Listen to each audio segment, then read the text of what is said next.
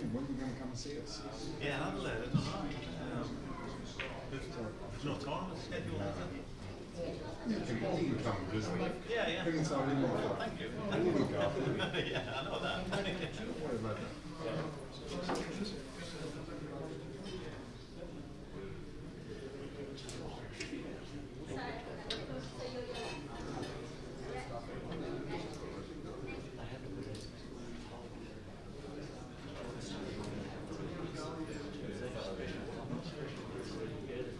Ladies and gentlemen, very from the World Championships.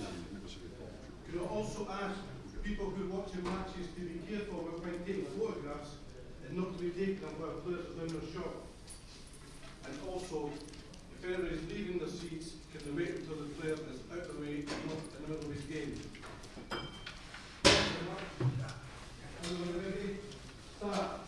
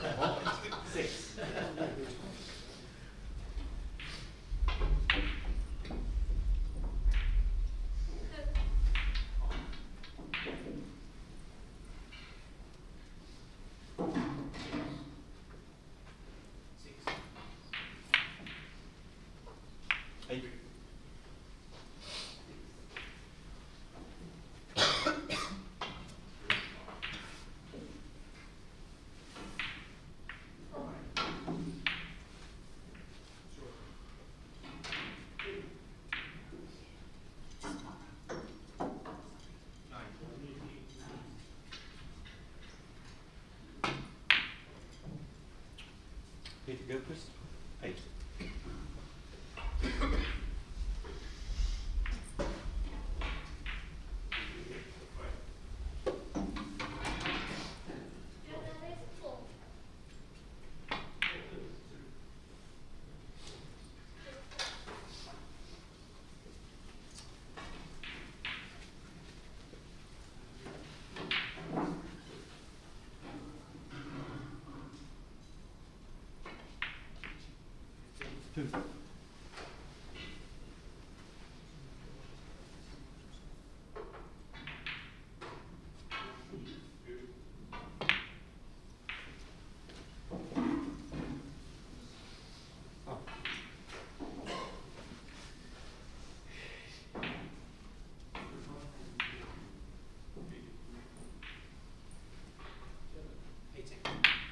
Seven.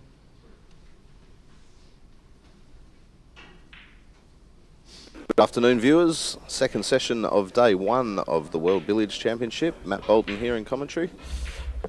And great match for the first day. Peter Gilchrist, world number 1, and Shrikrishna Suri, great young player from India, only 19 years of age. Probably the top 2 players in the round robin group, so important match for both of them on day one. And Peter at the table here with a good early chance.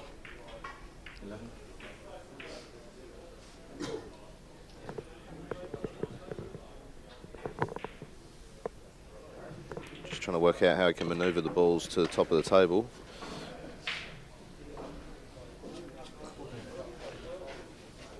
We'll play the in off the yellow here and try and get in the drop cannon position at some stage. Awesome camera angles here from Dan. We've got multiple cameras set up so you can get really up close and personal and see the spin and side the players are using with certain shots.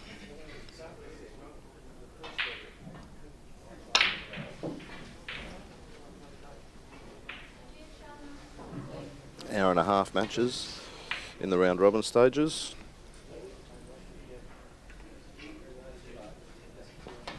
Down on the match table here they're playing. The conditions here are sensational. Playing on the new straw and superfine cloth. So extremely reactive.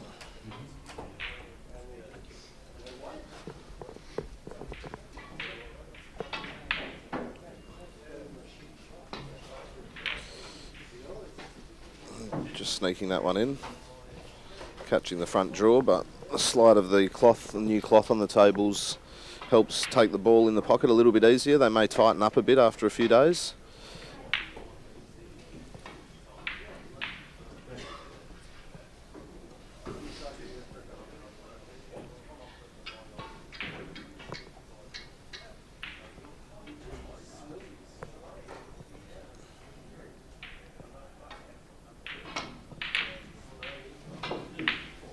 Good result there for Peter. Would have been trying to avoid the pocket there on the in-off and bring the red back over the middle, then drop it back down. But it went in, so it's all good. And now he's got a chance to get the balls up to the top of the table area.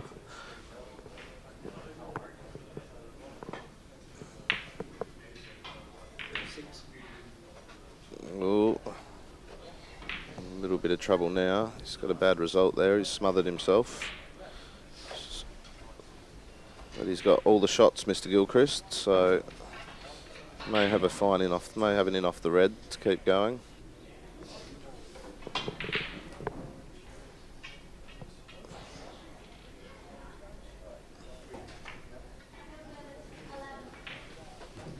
can see there the side that he used helped take the ball in the pocket. Good shot.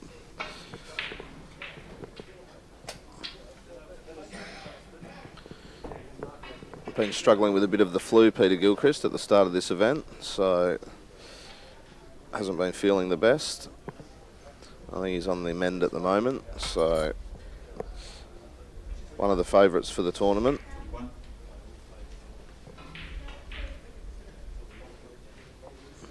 Just can't quite get them in nice position here for himself. Again, a little bit of trouble here. Tricky and off the yellow if he plays it.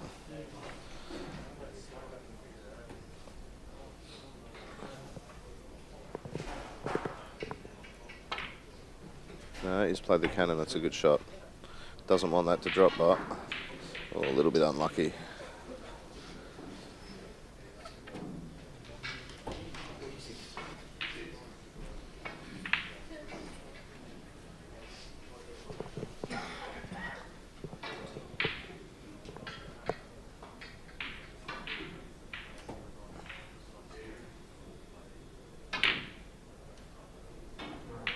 Lovely cueing there. Great run through cannon, gathering the balls around the middle pocket area and back in good position, control of the balls again.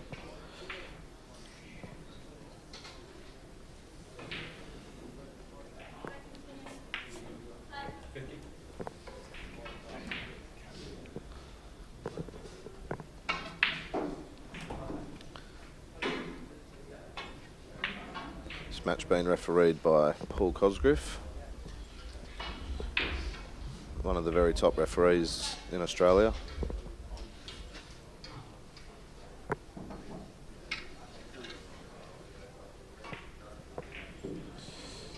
Be playing the double kiss cannon here. Oh no, he could just get it out of the way. That's another good shot. Really battling with his position here. He's all over the place. However, he's still going, and that's the main thing. And as a player, these are the kind of breaks that make you feel really good. If he can turn this into a big break when he's been battling away like this, they're the ones that give you a lot of confidence when you finally get the balls in position. You've already got 60 or 70 to go. Again, drop cannon here towards top of the table. He's due for a good result.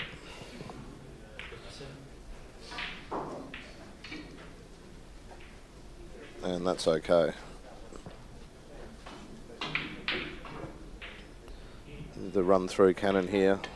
Use the jaw to bring the yellow back towards the red. He just got a bit too much of the jaw. Easy to do, new cloth on the cushions, ball sliding, so gets into the jaw a little bit more than normal.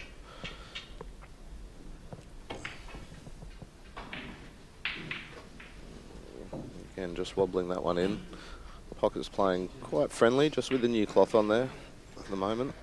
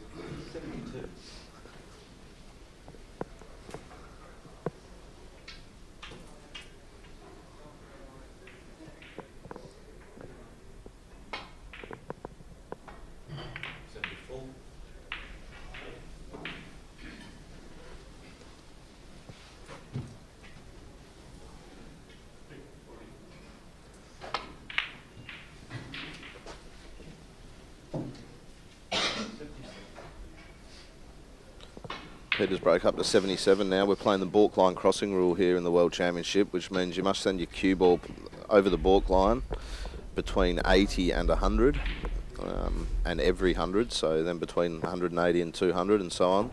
So Peter coming up to that stage now, 77 to go. And be wanting to get the balls in really good position. Hasn't quite controlled that as he planned, so it's either got a short Jenny into the middle pocket or a forcing in off on the yellow. You take the yellow, take the in off here, and hope that he can control it to leave it somewhere in the middle of the table. Just looks like it's going to be okay. Just slows down a bit. Yep, that's good. So 82 now, so he really needs to get in good position so he can cross that balk line.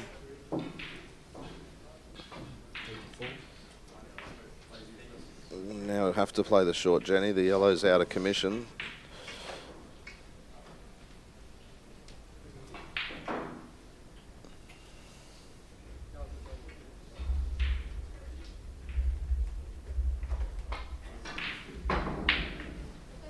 Lovely shot.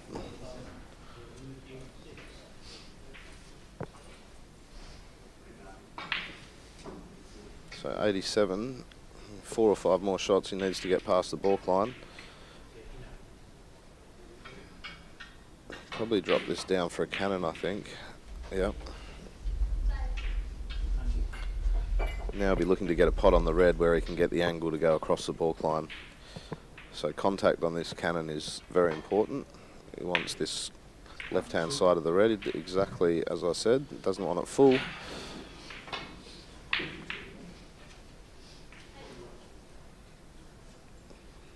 So 92 and awkward. Tricky screw cannon.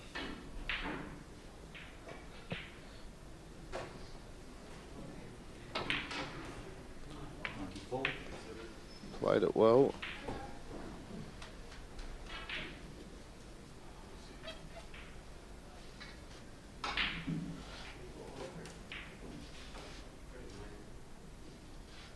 Quite a clever shot. Now he can pot the red and play for an angle to playing off the yellow into one of the balk pockets, and that will count as crossing the balk line.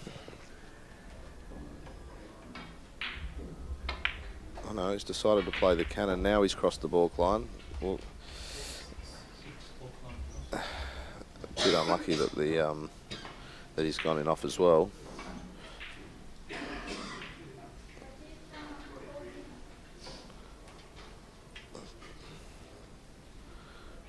Taking the pot on possibly, or the cannon. Might be taking the pot on, I reckon.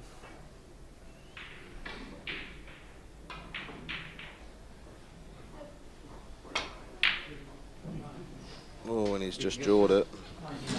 So real hard work 99 break from Peter there. He was never really in position.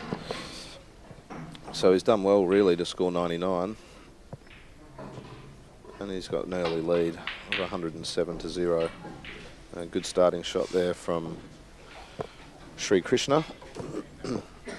This young guy's really entertaining player to watch. He's fast. He's got a nice long cue action. He's got good cue power. He won the Indian National Championship last year at the age of only 18 or 19. And we know how many great players there are from India. Played under the 100-up format, mind you, so your purist billiard players will say that that's not the true test, but it's still a huge effort with the quality of players in India to win under whatever format you're playing. So he's going to be a great player in years to come, and he's already very dangerous.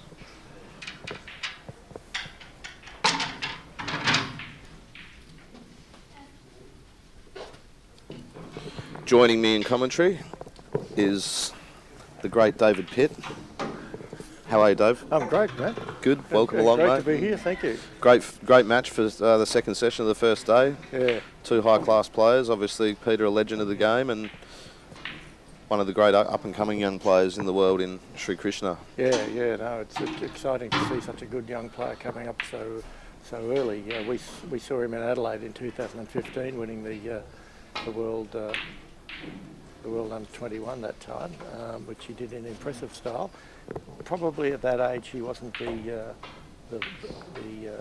prettiest player there, or the one with the best game, but he just basically monstered his way through the semis and the final with his aggressive play. But clearly since then he's developed his play into becoming a real machine, and it's just a testament to the strength of the field that we've got here, that we're seeing this match between two such strong players, right at the beginning of the round robin. Important match for both of them. Yeah, absolutely. Right. The winner of this is in strong position to finish on top of the group, and of course finishing on top of the group is vital to getting a favourable draw through to the next phase of the tournament, the knockout, which starts on Thursday. Well, it is, as long as you avoid the runner-up of the Corsia and Advani group. Yes, well, that's... So we've ended up with, two of the top, probably 3 or 4 seeds, depending on who you speak to in the same group. So they're either Dave Corsia or Pankaj Advani is, all things being equal, those two will finish 1 and 2 in their group. You would probably... Well, you might have imagined that, Matt, but don't forget I'm in that group as well. Yeah, I had considered that before I said it, David. So maybe in a couple of years with a bit more practice, I might put you in front of them. No, I think they're fairly safe. I played David Corsia this morning, and he played. You had to win that one. Yeah, I did have to win that one. I was going all right. The scores were level at about 70, but then he pumped in a big 100 and a 446, which basically meant I didn't have enough time to catch up. It was the only thing that really was the clock got you. The clock got you. The clock got me. Well, the clock and the fact that I was more than 800 behind. So right. The combination of those two things was deadly. But what a great thing to say you've done, Dave. Exactly. You've been involved in the sport all your life. You're a great supporter of the Wonderful. game, and you've just got to play Dave Corsia in Melbourne on the number 1 table. I haven't seen him play before, so it's wonderful to see him up close. And, to actually play. Good on you. Fantastic. Champion like that is wonderful. And billiards is one of the very few sports that you can do that. And in tennis, that's right. I can never play Roger Federer or Rafael Nadal. No. In golf, you can't go and play against Tiger Woods or these people. But in billiards, it's possible for let's face it, the club player, if they're going around and playing in the tournaments, to be drawn against the best players in the world. And it's absolutely. It's a thrill, and I have to say, too, it's a great thrill for the lesser players, but it's just wonderful the way the grace which the top players accept that scenario. They're happy to play. It's useful for them because they're getting in some table time. For sure. And some practice, and just getting the feel of the conditions. It's wonderful. Absolutely. Great reply here from Shrikrishna. He's looking very confident and composed. I noticed that I played him in the last 16 yesterday in the World Open lead-up event. I haven't played him before. I managed to get over the top of him, but the one thing I did notice is that he's got a very, very good table presence with body language. He strides around the table, and it's almost like he's trying to send a message, even though he's a very young player at this level.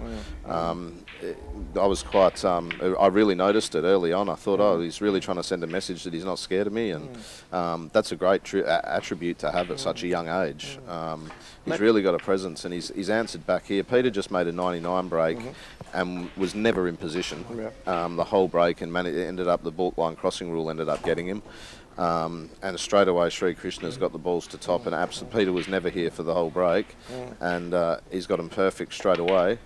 And this is a really good, confident reply from Shrikrishna. So that attribute of Shrikrishna is the confidence and the body language around the table. Do you think that's innate or learned? Oh, look, at such a young age, I think that's just a bit of a... I think he's just got that.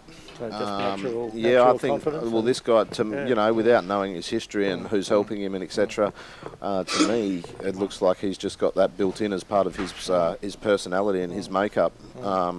Which, as I say, is a very strong thing to have. You know, you watch all the great players, and when they need, when they need it.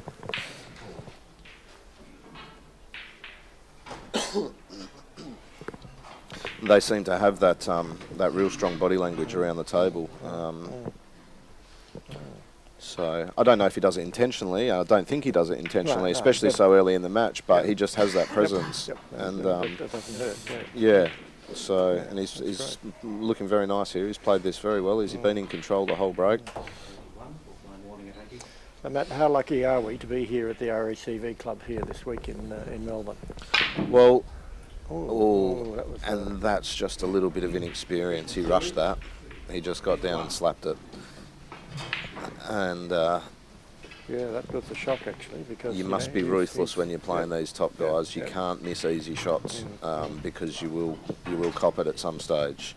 So we all miss, but shots like that, you have to give as much attention to as you do the difficult shots. Especially as he was taking his ball in and out of baulk. You know, it's one that you've got to take a lot of care on. It's a nice cannon from Peter there. Just didn't get on the right side of the of the red. He would have rather got on the other side, maybe a bit of check side.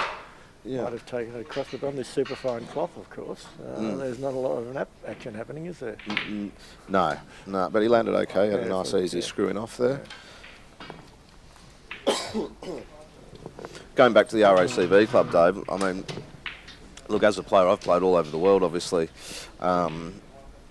and this venue and this event is right up there with the very best that I've ever played in anywhere, and all the players are saying the same thing. Oh, it's great to hear.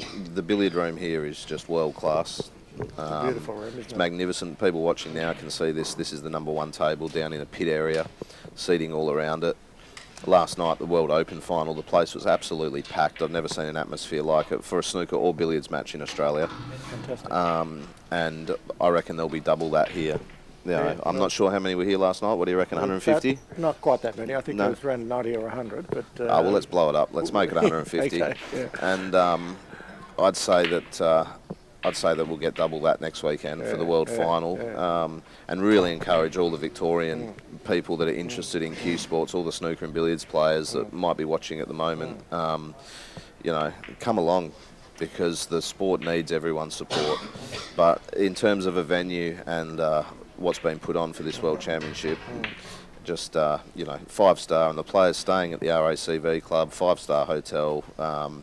It's the icing on the cake, brilliant. Isn't it, really? Yeah. Sorry, it's the icing. On the Absolutely. cake. You're upstairs, and everything's great. So we're going to see some serious billiards. I think Causey has kicked things off this morning with a 446 or something. I think it was 446. And there's going to be lots of great breaks. Obviously, there's the $24,000 bonus for 1,000 break, which have all just been made to sign the waiver for. Have you? So there's been a document printed up. So one of the interesting things is you haven't been asked to sign the form, David. I have not. That's an oversight. Let me speak to those in charge.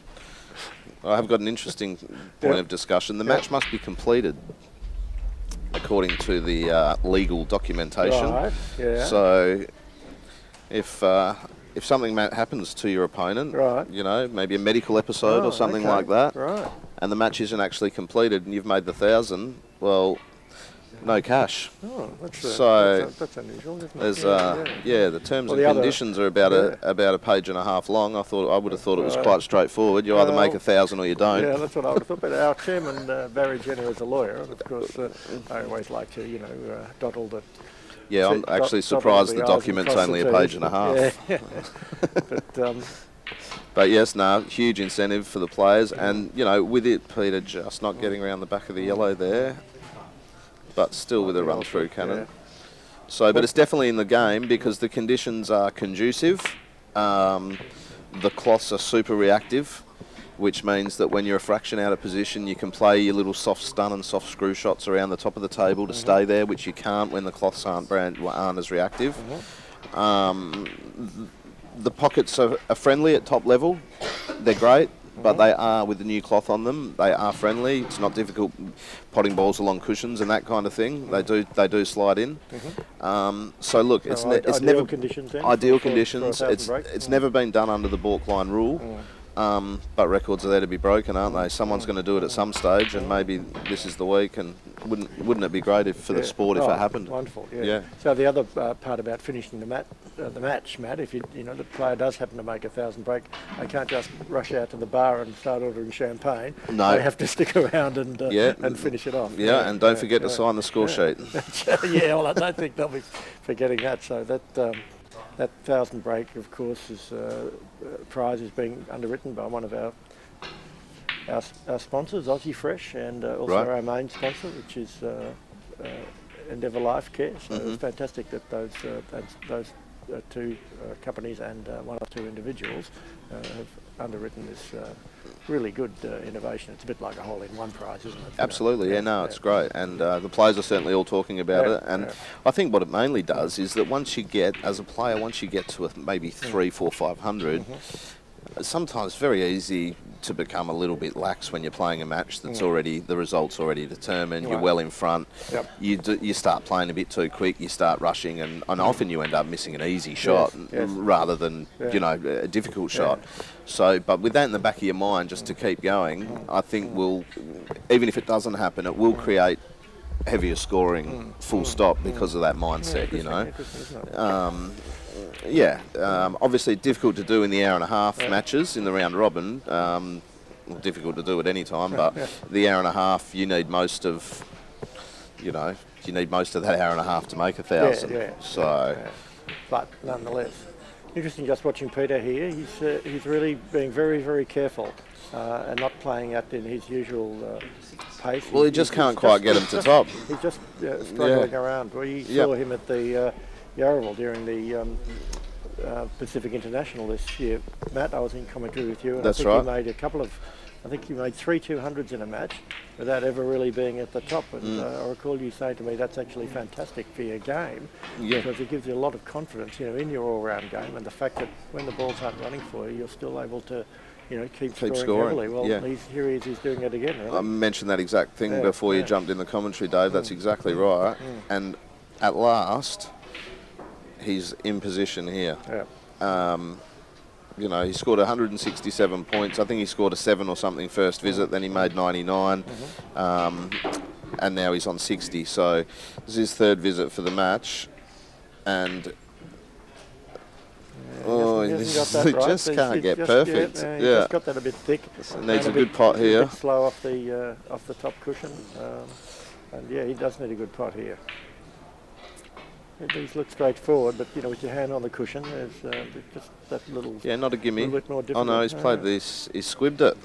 Well, in a sense, safety first. Yeah, not one to take the risk.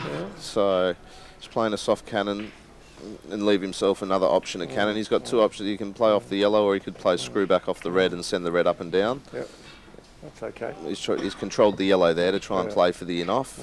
A little bit of a wry glance there. Not happy with that. So he's just a bit wide, do you think? Yeah. Yeah, it's a bit wide, so he's going to play the red cushion yellow and try and bring the red back up and push the yellow behind the spot to top of the table. He hasn't hit the red, but I think you might find that the red is going to be a little bit short. No. Yes, but yeah, he hasn't quite. so he's Difficult. just struggling here. You know, he's battling around, so again, two options here. Difficult run through in off or a screw back cannon. He's playing the cannon. Oh, maybe the run through in off actually. Yeah, look at the side on the ball there for the viewers. Not quite. 69. So, Again, just couldn't get in position, could he? Yep. So that's, I mean, Peter scored 176 points for the match and he hasn't been at top of the table in position yet. So, and he's left Shrikrishna another chance got an here. opening here for sure. We've got the great Steve Mifsud just sat down behind us here. Whose billiards in the last 12 months or 6 months in particular has gone to genuinely another level. Steve's beaten his highest break, Dave, 3 times in the last few months. Yep, that's fantastic. So we know what great champion is of snooker in Australia, and it's awesome to see him put the time into his billiards and become a genuine contender at this level now. He's been playing fantastically. Steve's highest was in the 408 in the 2009 Australian, where you had a squeaky narrow win against him. That's right. And then this year he bettered that with 575 unfinished in the national, which you were unkind enough to knock off the next day. Yep. And then 2 400s in the Victorian.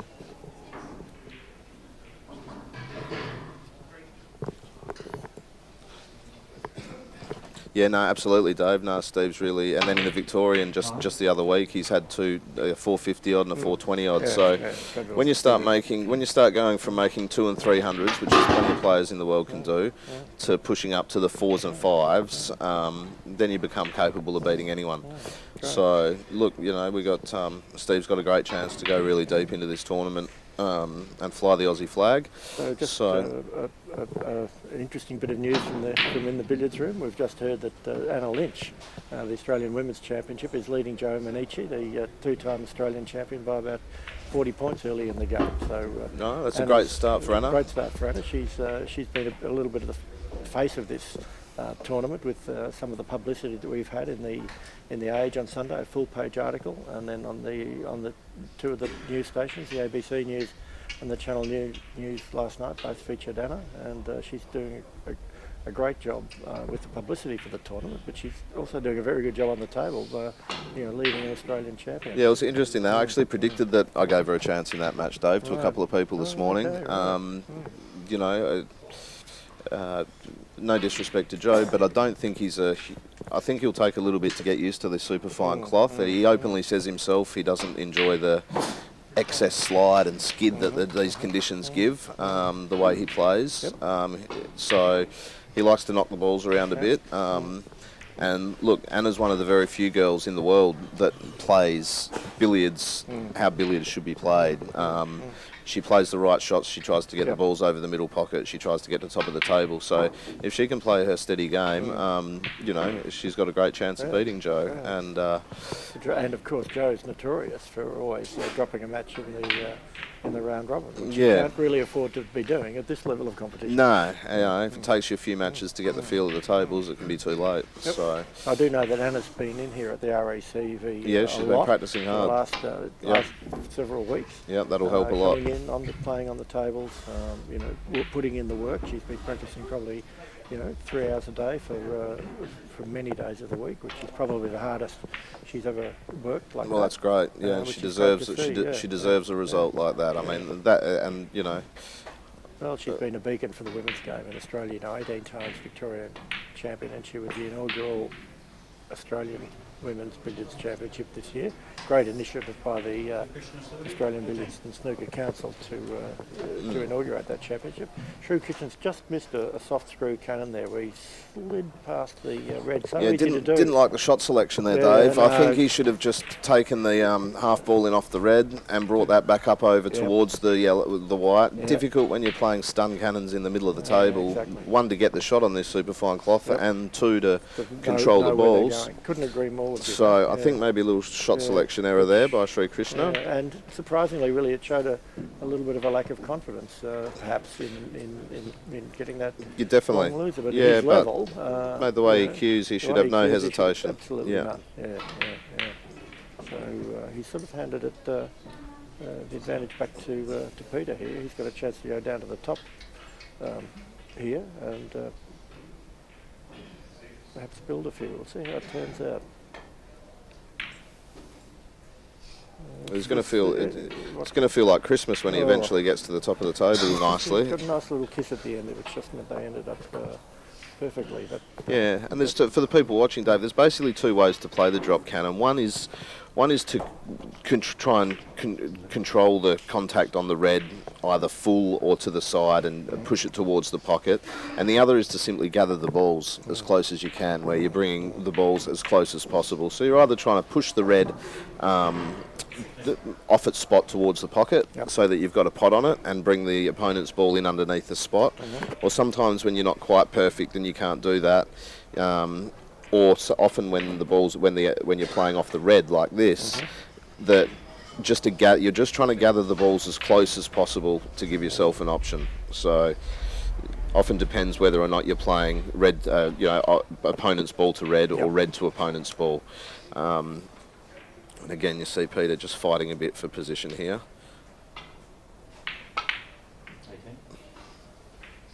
18. that was nice that he didn't get a kiss there. That's That's worked turned out very lovely. nicely, yeah. Right, he's going to end up at top here at last. Yeah. So Some little great close-up camera angles here Yeah, from our fantastic. producer Dan Lynch from Cue Ball TV. He's got a 4-camera setup here, which I think is the first time you've had a 4-camera setup, Dan, at the RACV at any rate, and we were able to get close-up shots from both sides of the table, plus the overhead camera shot. And Peter Gilchrist, even I can tell that he's made a complete hash of that. yeah, He just just went right across the face of the red. It was amazing, really. 27. yeah, it is a new cloth. You play that cannon there that he just made a little bit of a meal of. You get that a bit thick with running side. You can throw it a lot further than you mean to. It really does break wide off the object ball.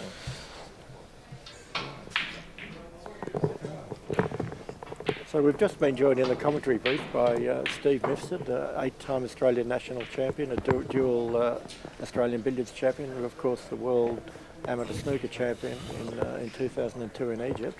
And so I'm going to hand over to Steve, and in commentary you'll have two of the only 3 players who've ever made a 500 break in the Australian Championship. The other being Bob Marshall. But Steve's just going to sit in for about 10 minutes or so and talk you through this next section. Thanks.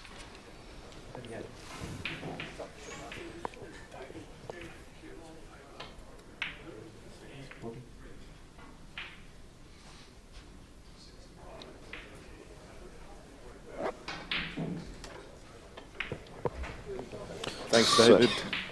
Hello, Matthew. Hello, Steve. How are you? Good, mate. That's Good. the way. Yeah, how are you? I'm well, mate. Enjoying this great event, the first day of it. So, and Peter, Very exciting. very exciting. for us. Yes. World Championship in our home country in these lovely conditions, and all the best players here. So Yeah, perfect. probably the strongest field in the modern era Yeah. is being spoken of for a world championship, which is just awesome.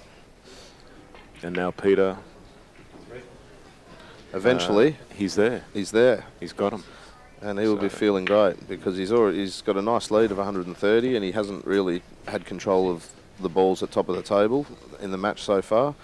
And now he'll be looking to make something big and put a good gap in the match to Yeah. make it really hard for Shrikrishna to come back. 56, 59 now. The break goes to, and 51 minutes to go. So Yep. what's possible here, Matthew? You'd be For Peter to make a person break. predict on what sort of a break if he was to play out time at this point.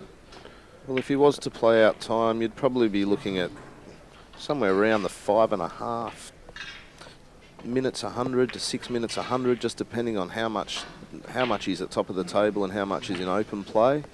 So Has he slowed down a fraction? I think he used to be yeah, a little bit quicker, yeah, like years ago. Yeah, Like just probably a good comment. Yeah, he's maybe just a touch slower than he used to be, but only a fraction. yeah. You know, so Just, they're probably always been a very, very fluent player. Lovely to watch. Great cueist. probably just- somewhere around the. Just hits through the ball so well, doesn't he? Oh, look, he's magnificent cueist, and people. I mean, Peter's about 6'5", 6'6", I think, and just gets down so flat over the cue for a big guy. Yep. Yep. Which makes a great help when you're striking through the ball. But there's probably somewhere he could probably make around about he could probably go close to the 1,000, Steve, but probably more likely the 800 to 900 if he played out time. Yep. Hard to stay at top for that long without having to go into some open play. He's got him pretty. He's got the yellow quite tight to the spot here. He has. Which He's got it he doesn't beautifully. usually play it like that, does he? Like Yeah, there's the balk line crossing, and he's just got the wrong cushion. He was trying to get the balk cushion first. I think he just got the side cushion. The angle just flicked off. The camera angle just caught me out there. just a razor thin cannon is softly. Like not a nice shot to have to play, but No. if he gets it right, he'll be. No, he hasn't gone for the real thin one. He's just.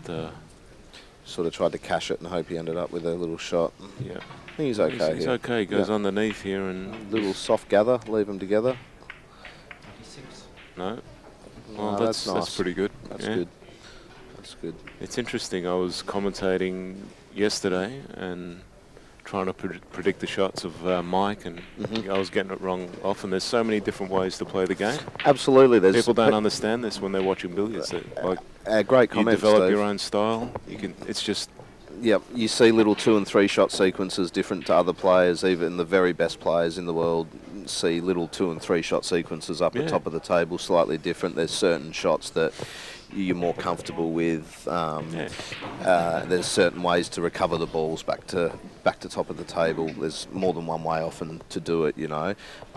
Some guys are great potters and are confident to play pots to stun around the back of the balls and play cannons. Other guys prefer to look for the cannon straight away. So there's different ways when the balls just aren't quite perfect, and that's a lovely shot there. You see how he's just brought the red back up past the yellow.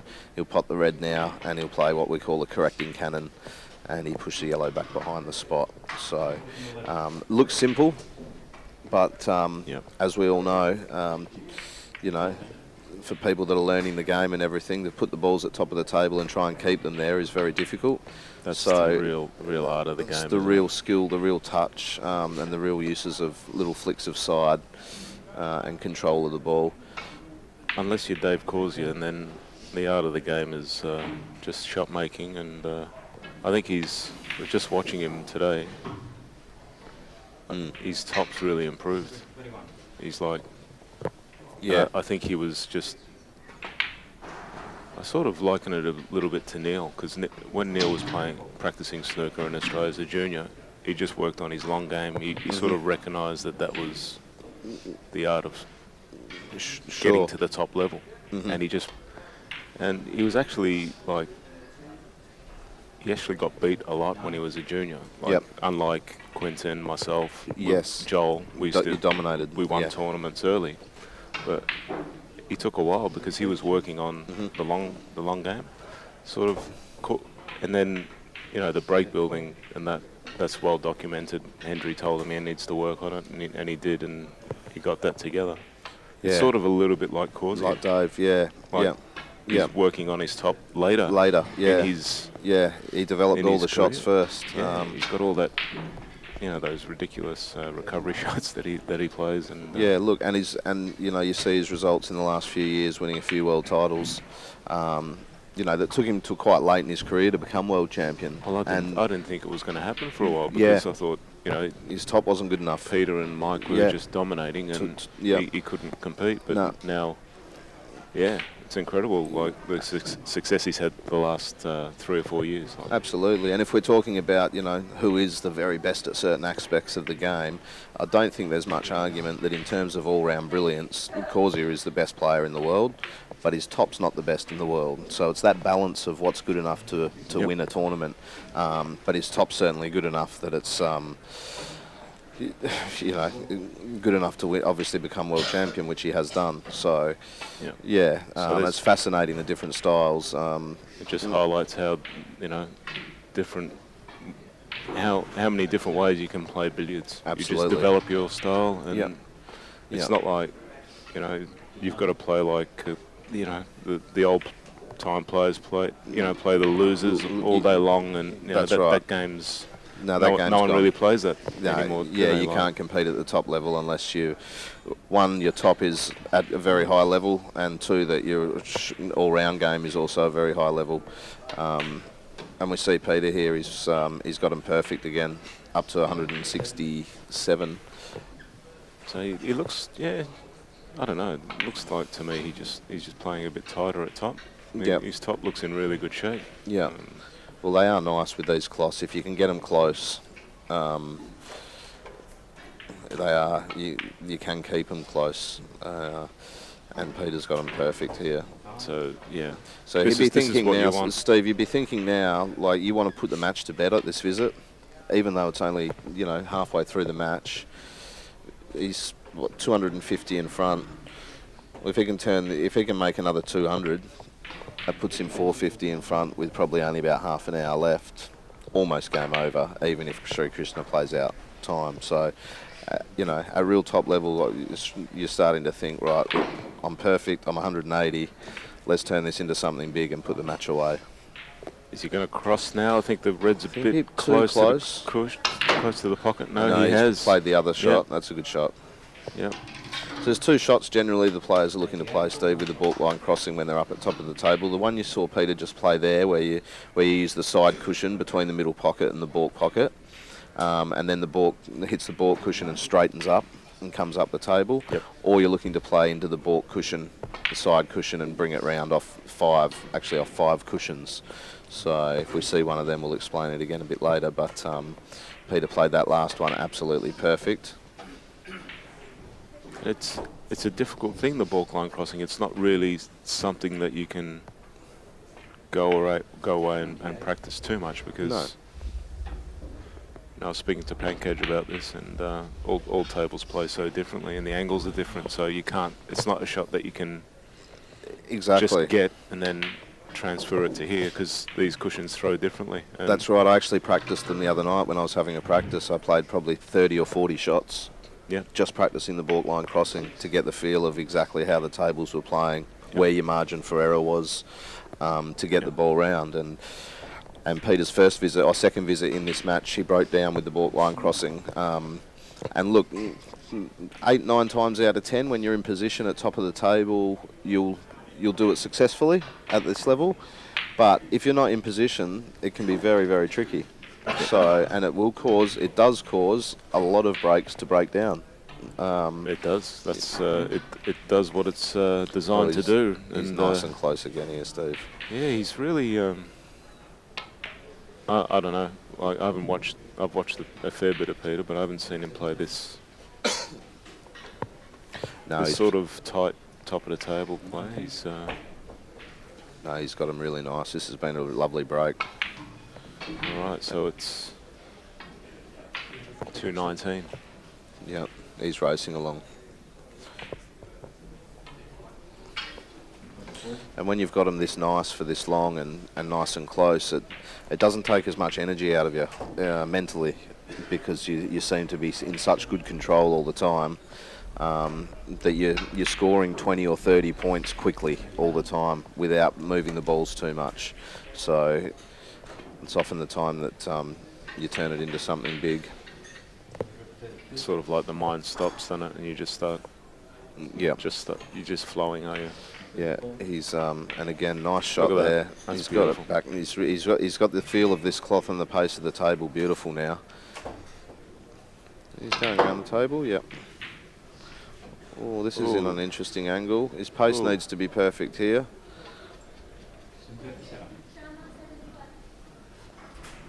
Well, he'll be doing well to get back into position in a few shots here. Very soft cannon here. Yeah. Send the red, screw back, send the red off 3 cushions back to the corner pocket. This shot in Australia, everyone is known as the Mifsud. No one plays it better than him. Well, it's not going towards the pocket, it's a more gathering shot. He's played the paces That might have absolutely just beautiful. Oh, he's okay here. Yeah. A couple of little nicely played. Now we can try and get the right contact on the red here. Oh no, so it wasn't quite what I saw there on the camera angle. So just pushing the yellow over for the in-off. He's really starting to flow along and motor along now. Picked up his speed a little bit. Just overhit a fraction maybe. Yep, can't quite get to the drop cannon.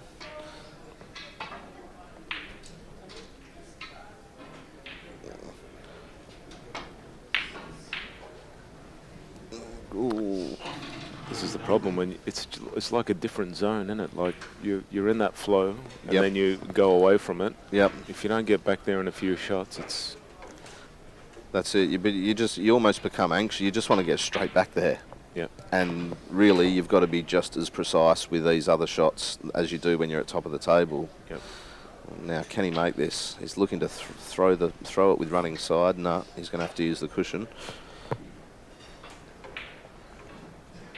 I think he's all right. There's no chance of a double kiss here. No, he's wide enough. It's just spotting in the correct spot, getting the cushion in the right spot, and controlling the speed. Looks good. Oh, that's delightful. Yeah. Well, has it? Yeah, you would have thought it was going to be delightful when he glanced the edge of the red, but They're the fractions in billiards. He just needs like a quarter ball kiss there, and he's plumb. exactly. He's just back. But or if the yellow doesn't come quite as far, the cushion cannon becomes easy. But now he's got an in off the red or a cushion cannon. In off the red's probably a bit wide actually. So thinnish this one, Steve, by the looks of it.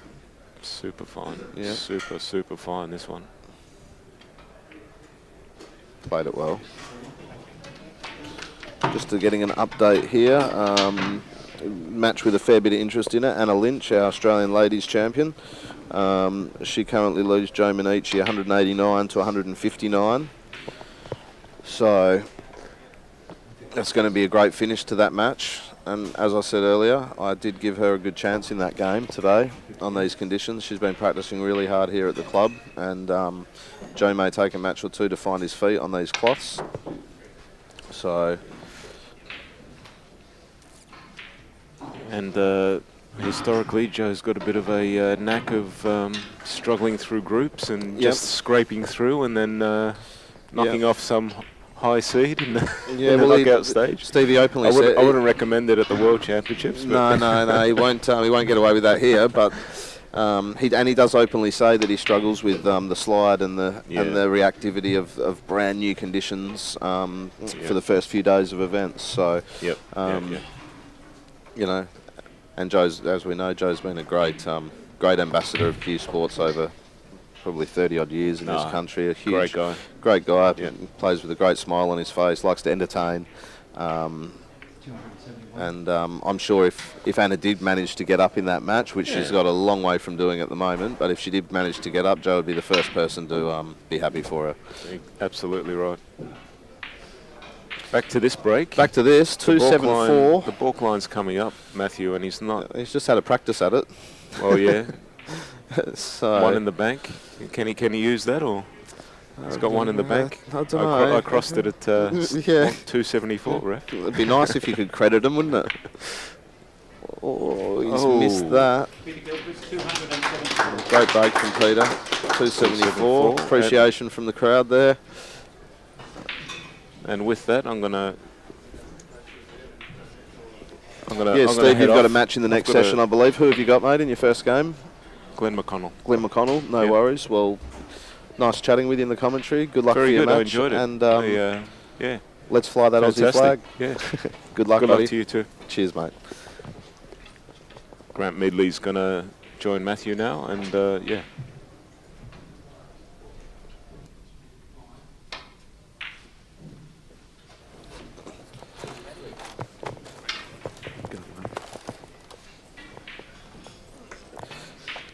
Afternoon, Grant. Matthew Bolton, afternoon. How are you, mate? Fantastic. Good. Well done in your first match this morning, mate. You had a good win, so nice start for you. Yeah, it was against an improving player in Adwin Tay from Australia, who I thought that would actually be a tight game. Adwin's really improved, as you know, over the last 12 months, 6 to 12 months. So well done, mate. That's a good start for you. Yeah, it was a good little start. It was very scrappy out there, but quite heavy this morning, actually. We had some really heavy contacts early in the match. It seemed a little bit warm in the room. Yeah, we could hear the balls contacting fairly heavily, and we had some unusual reactions. Yep. But it's good to get the arm gain and get the feel of the tables. Get the feel of the tables, Absolutely. So Peter in a commanding position here now. Pretty much, what have we got? Lead of about 370.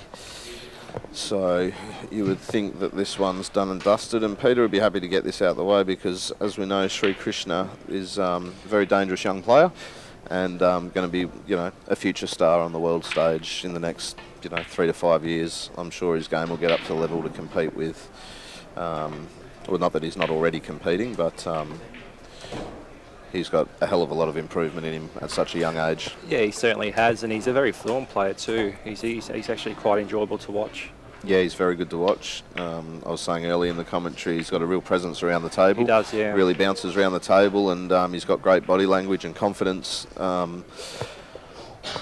which is a great attribute to have at such a young age. So he's obviously going to be one to watch out in years to come, and who knows, he can still do damage in this tournament, even though he's looking like getting off to a slow start here against Peter. But yeah, Peter's been quite good. So. It's a tough first match to draw Peter in that group. Absolutely, tough match for both of them. Yeah. They would have liked to have drawn each other at later stages of the group matches. Yeah. Who else have they got in their group, Matthew? I haven't really looked at the... have we got a program here?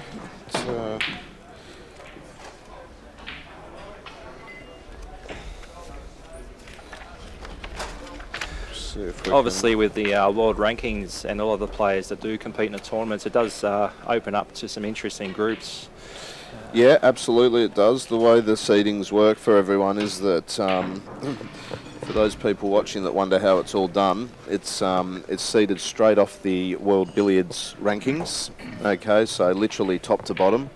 And for those that are sort of questioning why Pankaj Advani and Dave Corsi are in the same group, that's Pankaj hasn't played in any of the WBL events, and therefore is almost non-existent, so to speak, on the ranking list. He's right down the bottom, and it literally is seeded exactly. Players are placed in order of their seeding off the world rankings. So it's always an interesting discussion point for people, and there's varying opinions on how it should be done and what's what. But at the end of the day, Grant, the one thing that I can promise everyone is that the best player will win the tournament. So look, there's going to be some tough draws along the way. There's going to be maybe some easier draws along the way, but at the end of the day, once you get to the knockout, the last 8, the last 16 players, you got to beat 3 or 4 world-class players if you want to be world champion. Yeah, exactly. If you can't get through your group stages, you shouldn't be in the last 8 or 16. But it's always the case. The cream rises to the top, and all top players will see their group matches out and get ready for the final stages of the event. Absolutely. I'm just flicking through the program here to see who's in this section, but there isn't. The groups aren't in the program. No. So Peter's trying to work these balls into a usable position here. We've got some nursery cannons come up here, Matthew. Well, he likes to entertain a bit, the Gilchrist, once the match is done, which it pretty much is. Maybe not technically, there is enough time, but here we go. See if he can run a few cannons here, and obviously he's just lost them. Yeah. Poor Eric Worsley will be sitting in the crowd shaking his head. Yeah, Walter might be rolling over in his grave, seeing how quickly he lost them. Walter would have got 2 laps around the table in, I dare say. For That's right. No, Walter would be just taking them around the middle pocket now. So they've actually requested that the light shade be put up for Peter's game because he likes to get his cue up in the air, as he just did then. Is that right? Yeah.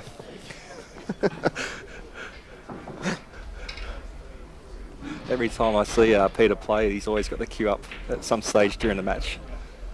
Yeah, no, he plays those massies and the little soft screws from up high in the air really, really well. He does. That's a good little pot there with a jigger.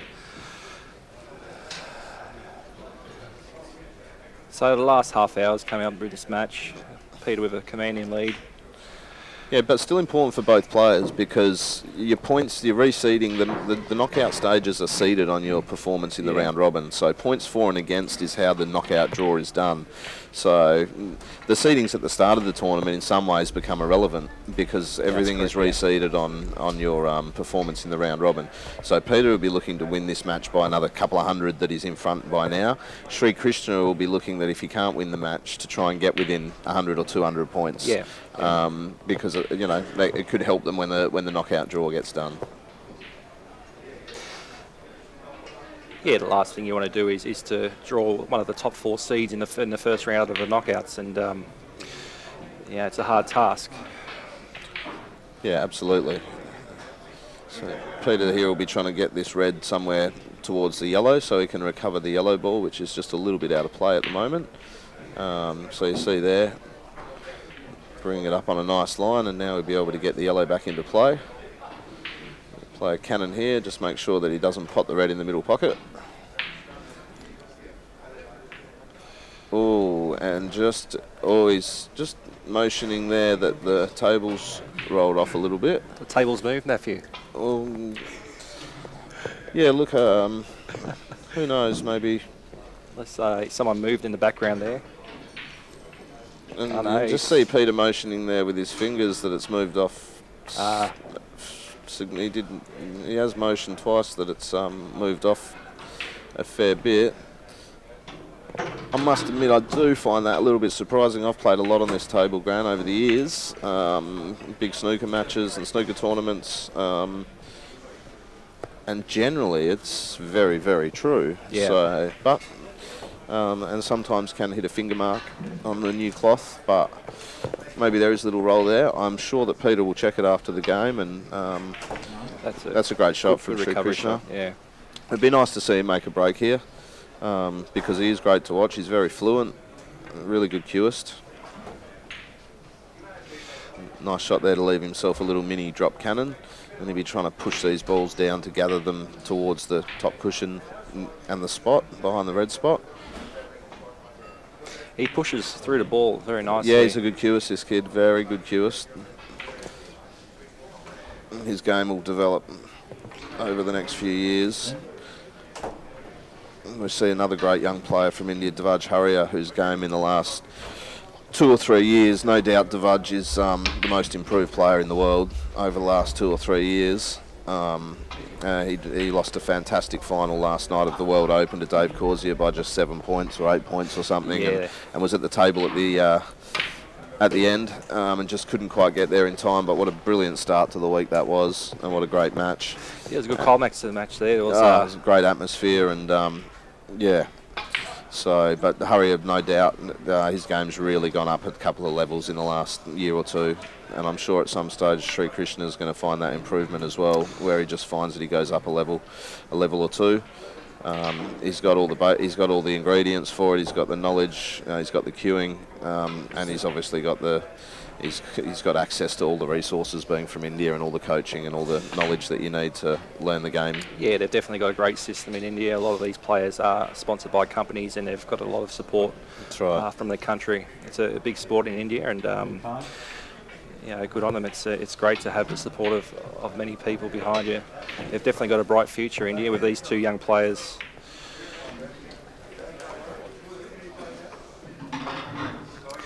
So the break moves on to 38, and Shrikrishna is at the top of the table here.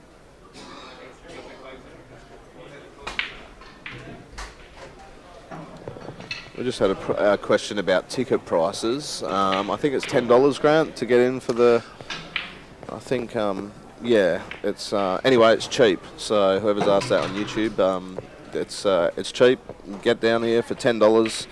You can't go and watch the best in the world at any sport for $10. So come down and watch some matches, meet the players, and have a nice cold drink at the RACV club. It was a great crowd last night. We had probably over 100 people here, I dare say, in the room, and it's probably the largest billiard crowd I've ever seen.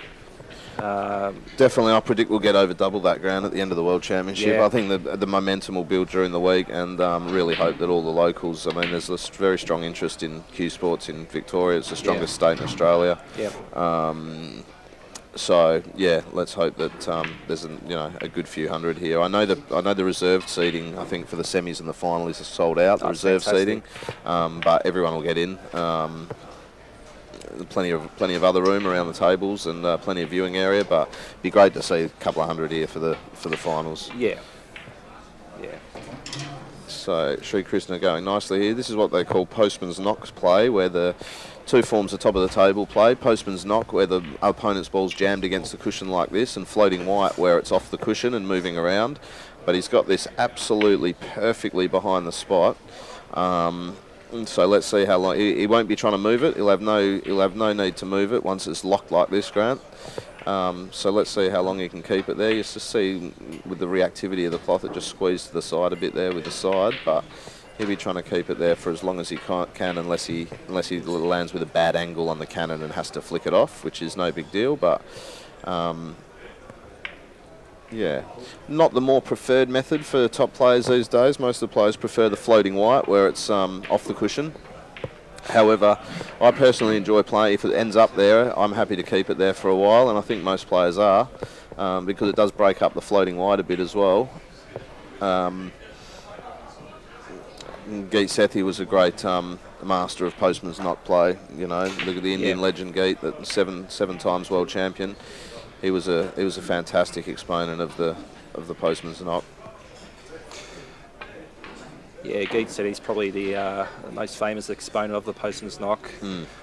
Fantastic player to watch, Geet. Unfortunately, he's not here at this event, but he's probably one of the smoothest players you ever see on a billiard table.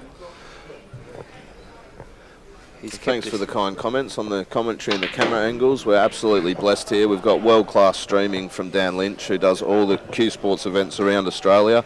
Snooker, billiards, pool, 9-ball, you name it, he's there and he does it. And, the quality of it is really world-class. Look at these angles we've got up top here, and the clarity of the balls and the spin that you can see with the spots on the balls is just awesome for the viewers. So, and people that play the game, no doubt, will be watching and learning, just seeing all this side, that's the flicks of side that he used. So, and Shrikrishna's played this absolutely beautifully, this postman's knock. He has, and he just navigated the balk line crossing a few points ago too. He's still got the opponent's ball heavy on the back cushion there. Yep. He's just pushing down on the ball there to get the reaction. That's a great little shot. To lift the cue a little bit there. So Matthew, when you're playing postman's knock, there's a few fundamentals you look for to continue the break here. Yeah, look, you're either trying to land after you play the cannon, then you've got the pot on the red. You're either trying to land parallel with the red spot, so you've got like a half ball pot, so to speak, or a bit thicker than half ball, just to drop it in, or you're going up high to the cannon. You don't want to land straight on the red, which he did then, and you can see that he's caused a small problem. He had to pot it again and was still straight, and so had to pot it and go up to the middle spot, and now he's got a tough shot with the rest. So it looks easy, but you have to keep landing with an angle, whether enough angle to play the cannon or enough angle to play the pot, and he's broken down through one poor positional shot. And that's the difference between the postman's knock and floating white. You do have a lot more tolerance with the floating white, and with the postman's knock, you have to land on those lines. It's crucial to get that full ball kiss on the opponent's ball. Yep. So he'd be a little disappointed there. It was a good break. He hasn't had much table time, and he's still. The thing that impresses me about this guy is he still looks confident, even though he hasn't been on the table. He's playing the world number one. He's 400 points behind when he comes to the table, and he makes a lovely 100 break, as though he's 400 in front. So definitely good signs for this young fella going forward.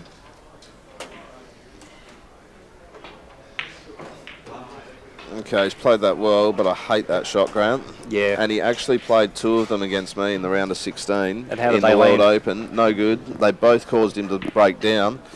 I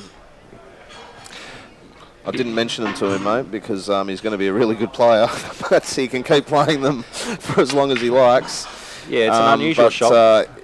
I think Manoj Kathari is the Indian manager or coach that's coming, and I can promise you one thing, that if Manoj sees him plays that shot, he'll be getting a little talking to. Yeah. Because now, okay, the match may be over and all. Well, it's not over, actually. It's probably a poor call from me. It's not over. He's got time. He plays out time here, he makes 300. Seven-minute hundreds. It's yeah, but he's got to forget about playing that pot and cannon to try and push the balls to the top of the table.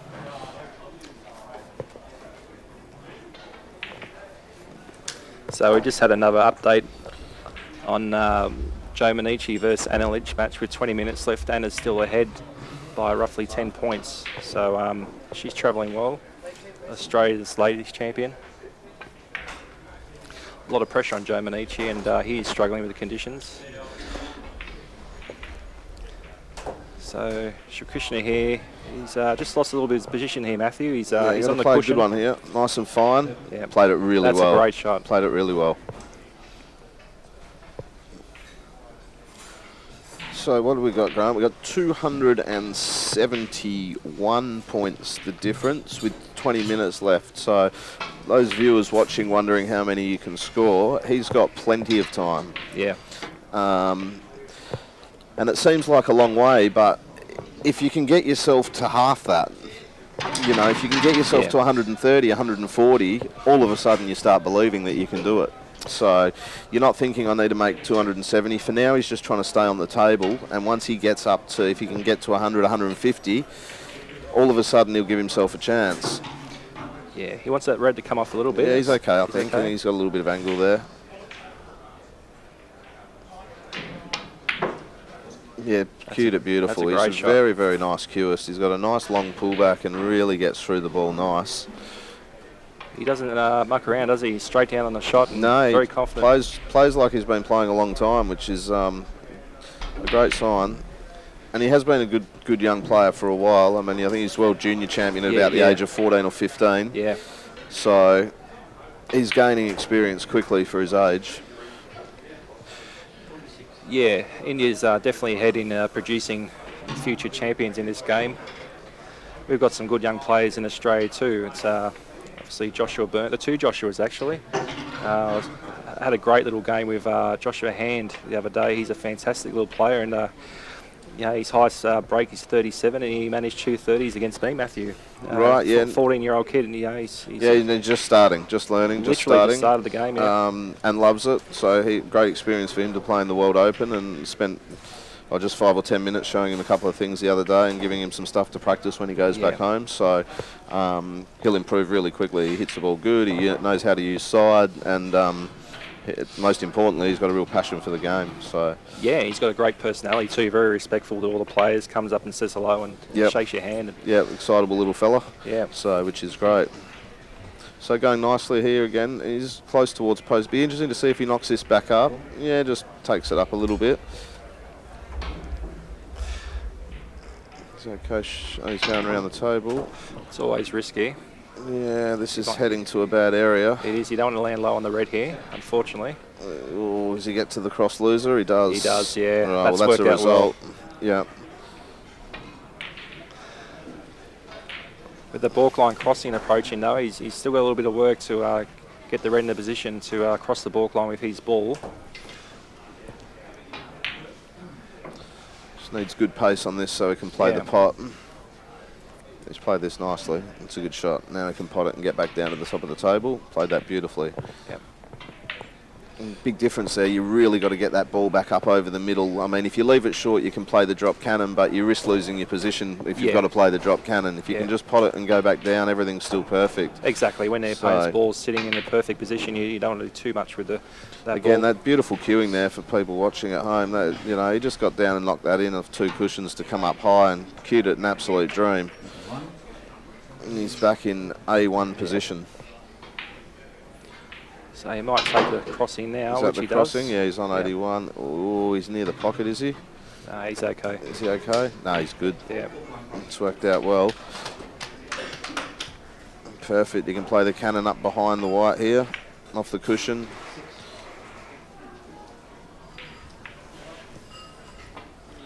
Well, he's a smoky chance, Grant. He's a smoky chance. Yeah. He's got that lead back down to 212 now, and there's still 16 minutes left. It's very doable. Very doable. Yep.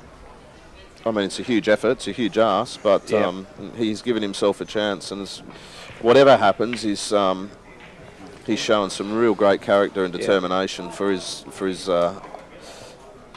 age and stage of the game.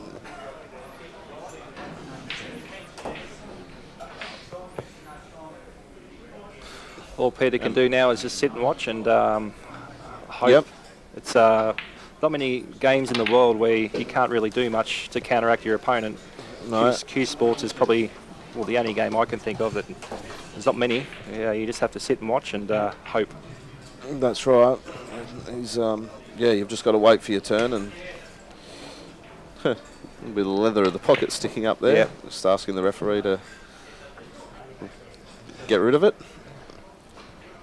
Got Mr. Cosgrove with the gloves on today. Yeah, and as far as referees go, he's right up the top of the He is, yeah. top of them. Look, you barely even notice him. He's got the ball back on the spot and out of the way well before the player's ready to play the shot, and Hands that don't makes move. a huge difference. Yeah. When you're playing with this kind of rhythm.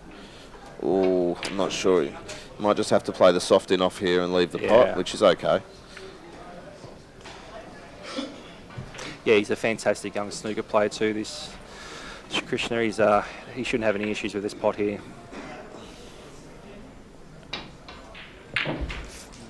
Wow. He was always going to miss that, Grant, after Commentator's curse. commentator's curse. However, a good commentator would have called the fluke. Great shot. So he run through, doesn't want that in. No. Oh, he's had Wow. another little result. Peter's had a little cackle there. Yep.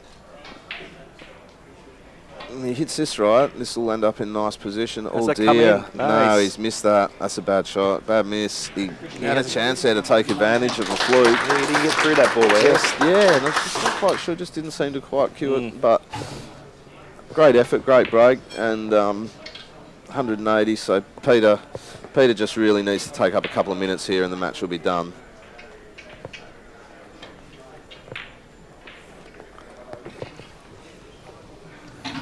Yeah, just sliding in there. As I say, the table's playing easy-ish with the new cloth on the cushions. That got a lot of the jaw and still fell in.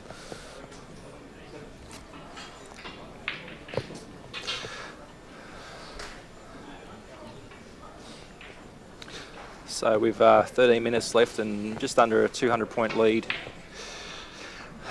You know, Peter, he doesn't really want to pot the opponent's ball here, but he might choose to pot that and double balk. It's not much of room behind that yellow there. Would be great if the viewers that are watching, Grant, can That's take a great shot. 2 or 3 seconds to show their appreciation by clicking share and really promoting this stream and trying to get some viewership all around the world. Makes a huge difference, guys, if people watching can just share it, especially people that are connected with so many people in Q Sports around the world. So please show your support and what you can do for the game by sharing this great stream all throughout the week if you're watching. Yeah, everyone has a social media account now and there's no excuses not to hit that share button. As Peter is working the balls away to top of the table again. Yeah. You think now he's done enough. He's back 200 in front, 12 minutes. He'd have to probably miss in the next couple of shots, and Krishna would have to be up at top of the table, perfect for 12 minutes. And with Peter in position here, I don't think that's going to happen. No. But it's been an enjoyable game. It has. And pretty good standard. Well, Matthew, I'm going to leave you in commentary. I've got a very important game to watch the conclusion of. Yes, you're going to watch the end of Anna's game. What Certainly was the latest score update we had there? Anna was still ahead, the last update, so with 10 minutes left, I'm going to go and see the conclusion of that one. Thanks very much once again. Mate, if you could just stick your head in and stick it quickly back out, I'll give the viewers an update of the score, and then you can go and watch the rest. Great call, mate, and Thanks very much. good luck for your tournament, and we'll see you soon. Cheers.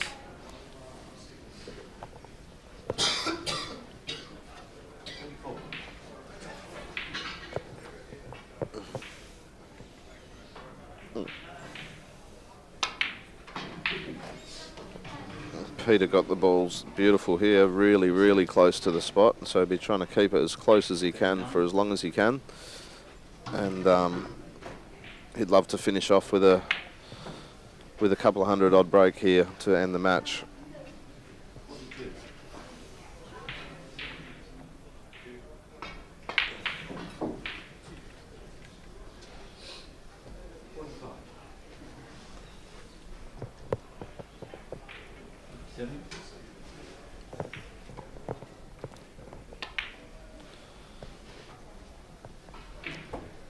You see Peter there just leaving himself low on the red so he can pot the red again and cash an extra 3 points in before he plays the cannon. If you can get an extra pot on the red, you get an extra 3 points every couple of shots, and you're not moving the opponent's ball more than you have to. Just landed a bit straight on the red here. He might be able to force it round with some side. Yes, he can.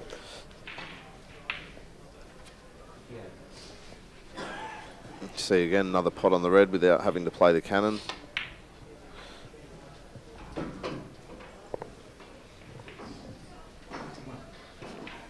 Looks like he's got the angle to play it off the cushion, which is exactly what you want. Knock it back up towards the spot.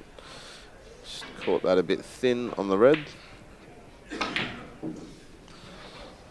And bring it off 2 cushions back towards the middle pocket.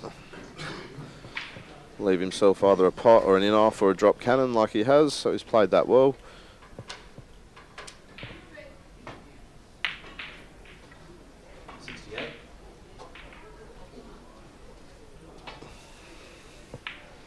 Not too bad. He's got a little screw cannon here from red to yellow. Control the red. Maybe bring it back across the table like that.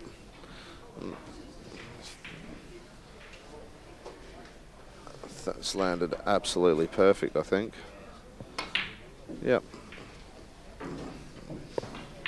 The pot, now he's got the correct in cannon to push the yellow back behind the spot, and he'll be back in perfect top of the table. Well, no, he's not quite perfect. He's going to pot the red and screw back.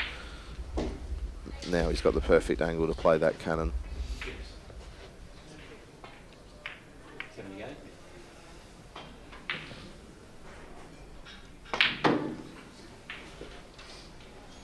Starting to motor along now, last part of the match. Up the tempo a bit and put as many points on the board as he can. Plenty of time for a big break. 8 minutes left, probably score 150 if he stays in good position. And he'll go around across the balk line here. So 1, 2, 3 cushions. This side cushion 4 and the top cushion 5. That's the perfect shot that the players are trying to play when they cross the balk line. Played to the millimetre there.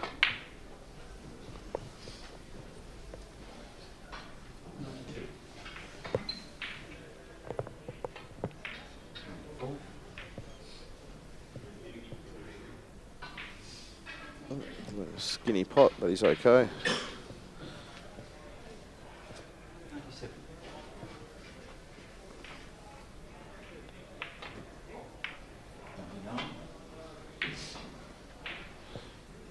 No skinny pot. With the in off and then a pot from balk. Crosses the 100 mark, another century. So I'd say he'd be pretty happy with his performance, Pete, first game, and as I said earlier, he's been a bit crook. And it's a tough matchup as well. If you're off your game, then you probably find yourself getting beaten by someone like Shrikrishna. So he would have averaged quite well in this match, Peter. There hasn't been a hell of a lot of visits. So it's been a pretty good performance. And I got him. Any flukes? Not quite. 108. So a good 108 from Pete.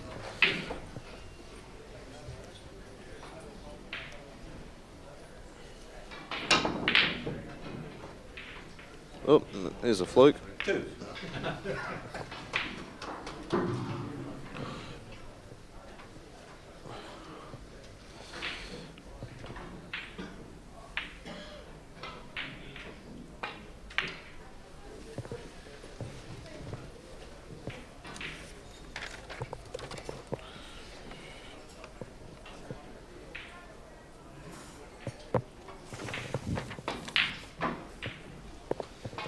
just trying to find a schedule, Dan, to see what matches are on.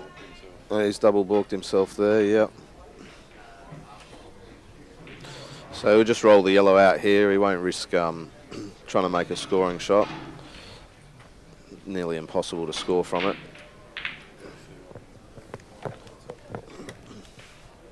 Oh, correct. I'll correct myself. He's going to have a crack here.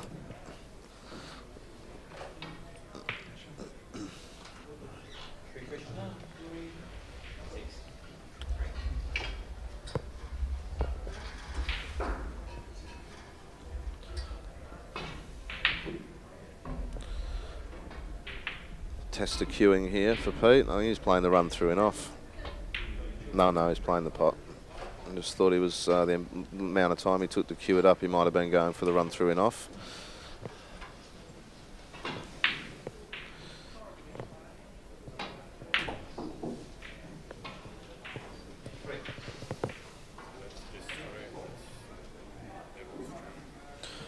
No worries. So in the next session coming up, which is at 2 o'clock, yep. Table 8, which will be the Cue Ball TV stream, will be the defending world champion Surav Kathari playing Australia's George Shamus.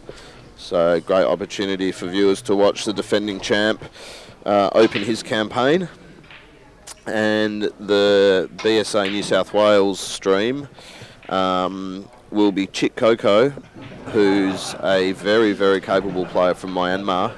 I think Chick Coco beat Pankaj Advani recently in Myanmar in the Myanmar Open, which was a lead-up event to the IBSF 150 Up World Championship. He'll play a bit of a legend and one of everyone's favourite blokes from Australia, Dave Collins. Dave will probably be the first to admit he's a few years past what he used to be able to do, but he's still dangerous. He's got great knowledge of the game, and it would be awesome to see Dave show some of the form of that he used to be able to produce. He's still got it in him somewhere. I'm really, really close with Dave, and know his game inside out like he does mine.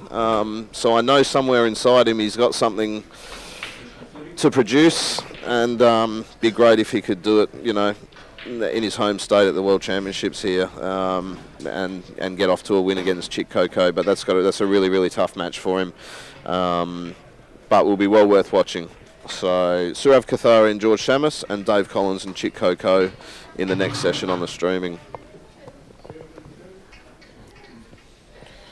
And 3 minutes to go here, 3.5 minutes. Pete will just be looking to play out time, add to his lead, help his points difference. And he's going to get his campaign away to a pretty satisfying start, I would imagine.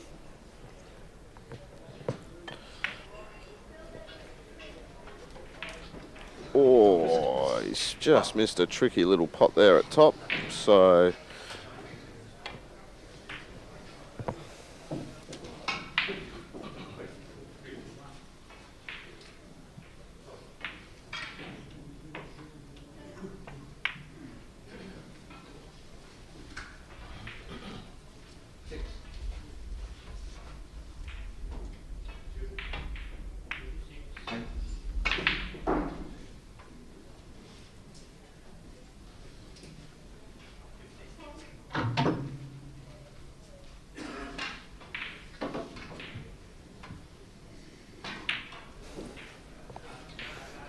we're going to try and grab Peter straight after the match.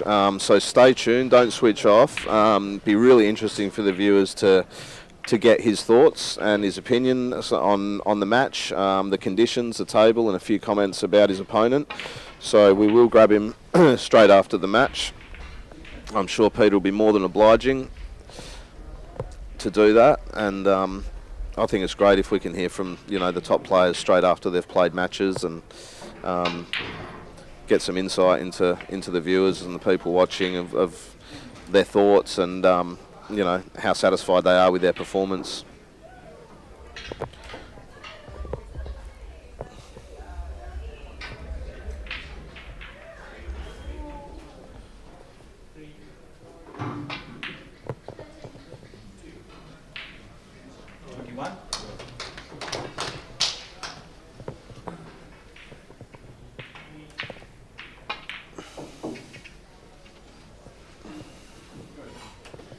I don't think Shrikrishna will be too disappointed either. I mean, he hasn't played poorly. He's just made a couple of errors here and there, but he's showed great character. I mean, it could have really blown out, and it certainly hasn't. He's going to lose by around the 250 mark.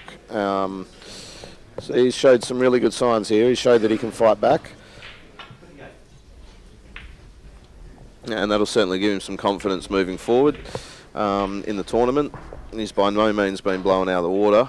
There was a stage there where it could have, but he answered back with some good breaks. And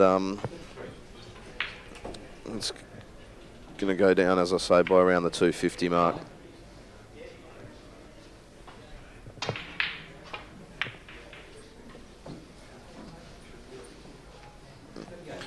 So stay tuned. Dan's going to run a couple of interviews that have been pre-recorded or something, just for a minute or two, which will be great to watch. And then we'll have Peter Gilchrist with us just for a quick chat to get his thoughts on the match.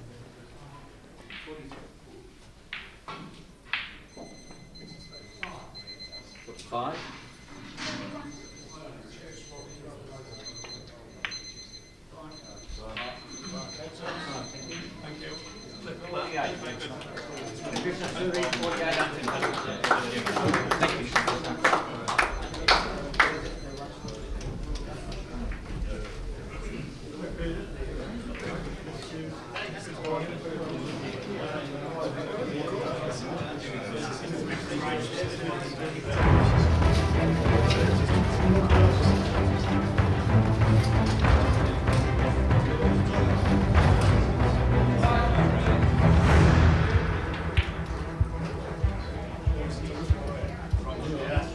Yeah, well, we last held the World Professional Championship here in 1934.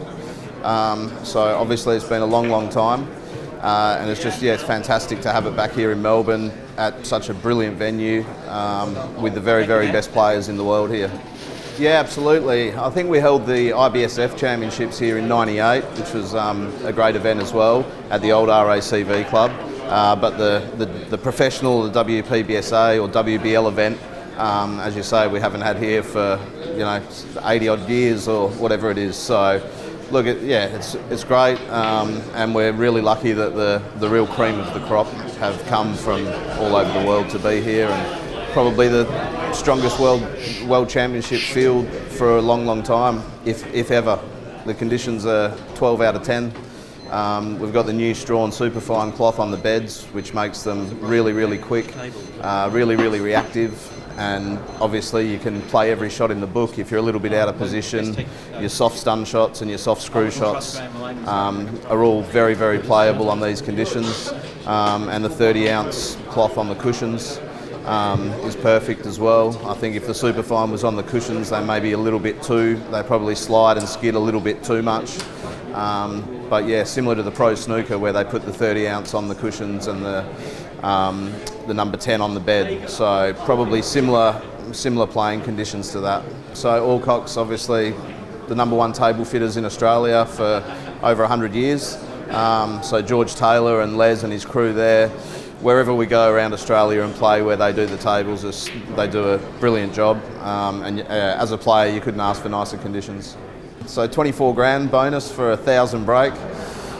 Look, it's never been done before. So, however, it is possible on these conditions. There's, Peter Gilchrist made a couple in competition. Mike Russell, I think Advani's made one. No one's made one under the baulk line crossing rule. So, look, it's odds against. No doubt that it's more unlikely than likely, but wouldn't it be great for the game if someone did it? Okay, we've got Pete joining us straight after his match. Congratulations, mate. Must be a pretty pleasing start for the tournament against a dangerous opponent. He is, isn't he? I thought that when you beat him in the last round, I thought he'd be dangerous for you. Yeah. And you played okay, and you only just won by about 100, didn't you? Correct. And I thought I played really well there. You did, yeah. And he's very dangerous. Yeah. I think I said to you before, he's one of these players you look at and you think he's never going to miss, and just looks so good and so fluent, doesn't he? We were talking about that in the commentary, how good his cueing is, how good his body language is. He really strides around the table for a young player, and I don't think that's something you can teach someone at such a young age, but he's got a real presence, hasn't he? He really has. Nothing seems to faze him.